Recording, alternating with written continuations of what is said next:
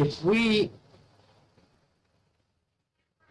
go throughout our entire life believing everything that the mainstream media says, especially in a high-profile murder case, we would be like lemmings. They want us to believe that this man right here is a cold and sadistic murderer, which he isn't. He's not. And they want us to believe that she is this innocent soul that's traumatized over the death of her housemates. And personally, I don't believe a word she says. We're supposed to believe that at the time a 20-year-old college student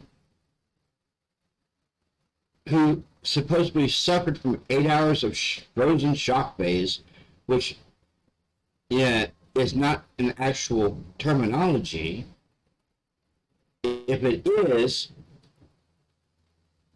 they want us all to believe that she was scared and everything else, and she saw the killer, as she quotes, he had bushy eyebrows, he stood 5'10" or taller, and he was athletically built but not muscular. Personally, I don't believe anything that she says, and I don't believe anything that she says either, which is Bethany Funk, who was on the first floor the night of the unalivings, and she's really a non-factor in this case because she was on the first floor.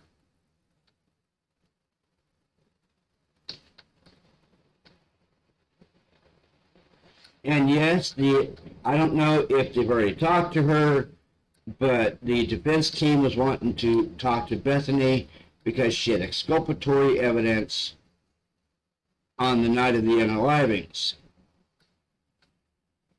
She may have exculpatory evidence that could exonerate Brian.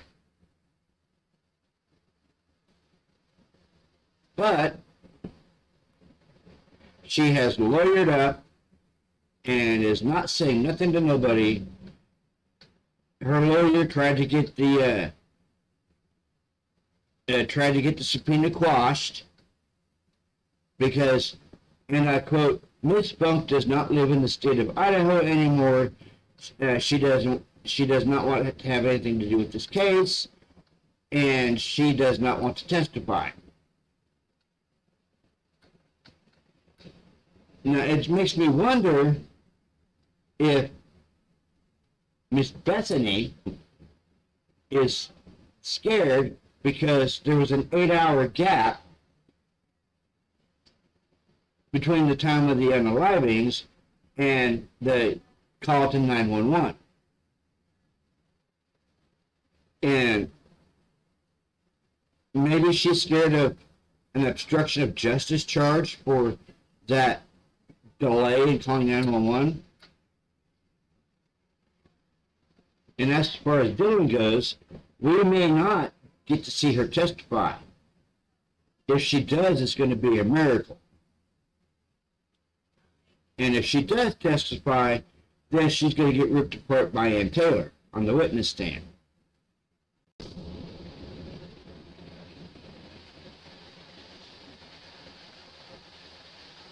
And we do what we do not for Dylan, not for Bethany, not for I call them the lamestream media.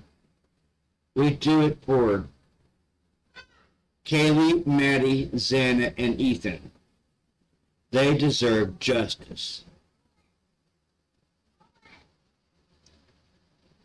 And with everything going on in this case, we may not get justice for them. We don't know.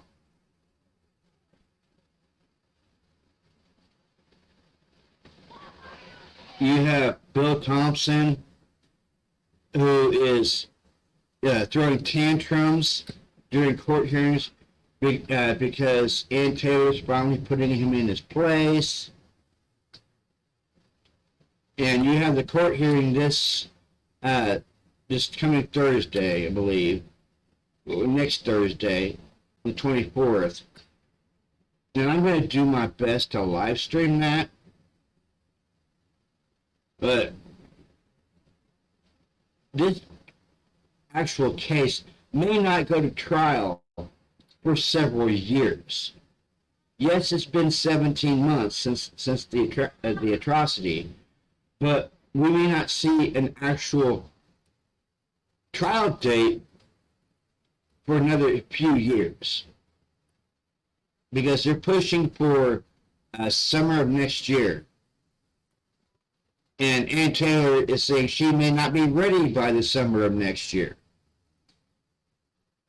So you may not see the actual trial until at least 2026 or 2027, if things are going the way they're going.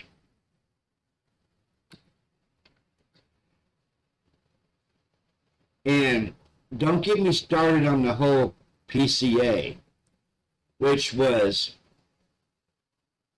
done by Brett Payne. I don't believe anything that Brett Payne says.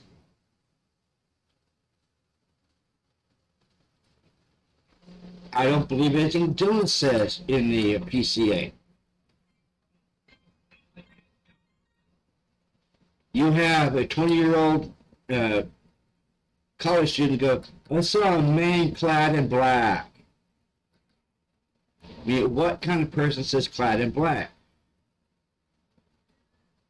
I think Dylan was coached throughout the entire PCA by Brett Payne and possibly Blaker.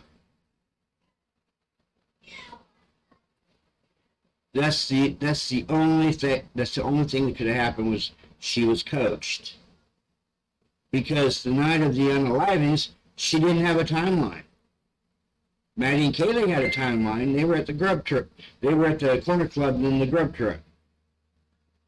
Zan and Ethan were supposedly at the frat party from 9 to 1:45. And that's where Bethany was as well, because she saw them there from 9 to 1:45. But Dylan didn't have a timeline that night. All they said, she was out on the town.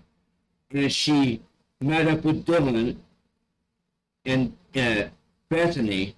I should say, Bethany met up with Dylan around 1 a.m. and went back to the house.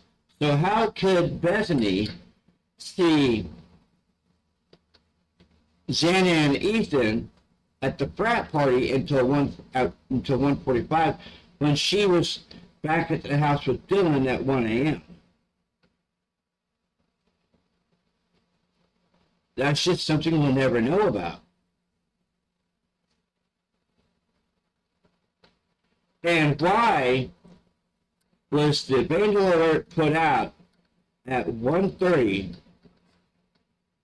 and then retracted 3 hours later if there was no threat? Then why was Brian arrested in his mom and dad's house in the middle of the night if there was no threat? Yeah. Why raid the PA home at night if there was no threat?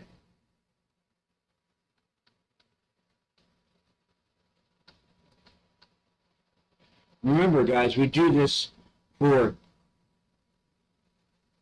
Maddie, Kaylee, Xana, and Ethan. If there was no threat, guys, then why raid a home in the middle of the night? Around the same time the murders happened. 3 a.m.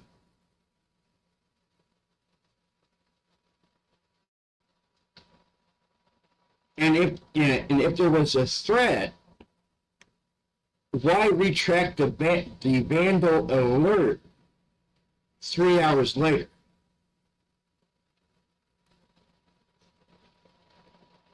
It was a shelter in place at 1:30.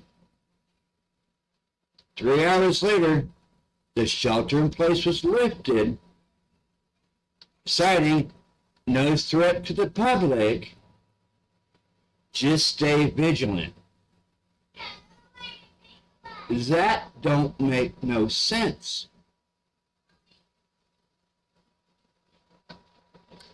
The Moscow Police Department, according to Steve G., was in over their heads from the get-go. Because this is the first time in a decade that a murder of this magnitude has happened in Moscow.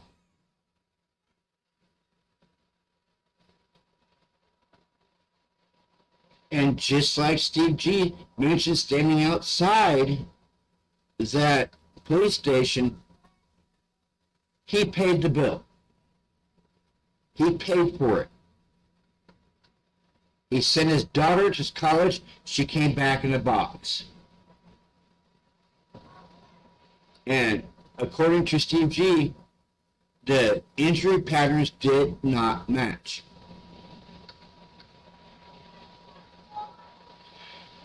Now, was it the injury patterns of Kaylee that didn't match?